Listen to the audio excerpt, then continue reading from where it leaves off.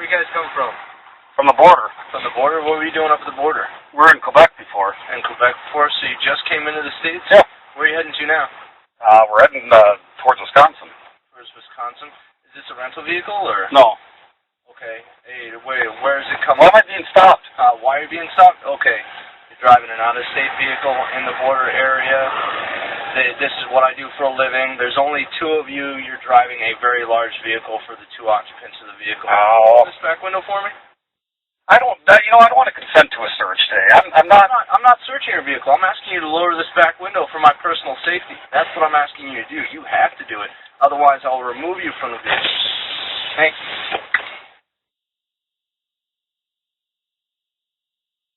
Where's all your luggage, man? It's in the back. How many days you been on the road for? Since Monday. I mean, we just came through the checkpoint there. I'm sure your guy knows. Yeah. I'm sure he does. But you know, you're looking very nervous to me. You're exhibiting. All right. No. I'm not aggressive, sir. But yeah. You know, I saw your truck sitting there. I'm thinking this is, pardon my saying, so a real waste of resources up here. It seems like to me. Excuse me, sir. Kind of a waste of resources. I catch people all the time, every single day. Drugs, people, money. What I do for a living. I'm trying to be here to protect my country. Well, I understand you're doing the job, but exactly. It is not a waste of resources, sir. I'm just telling you that right now. Okay. 9/11. You want to know why 9/11 happened?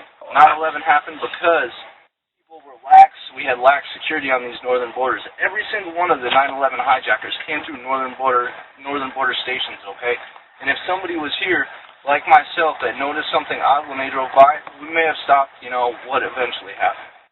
All right.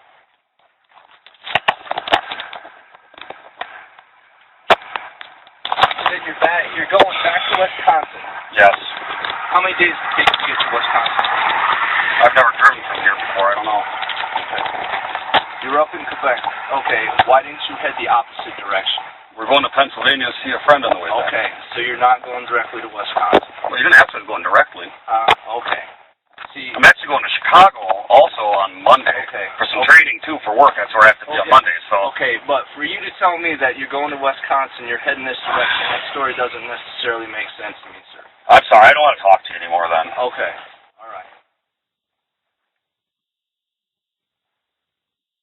Who owns the vehicle, sir? You want to grab the registration out of the glove box for him? Do you have a driver's license, sir? Yep. I see that. Which one is it? It's the slip on the bottom that says Wisconsin on top. Wisconsin.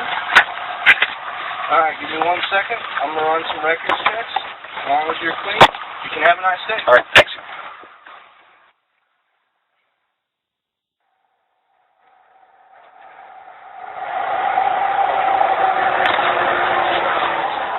your son with you, sir? Yes. Is with your son?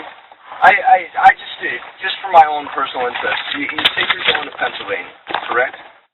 Right.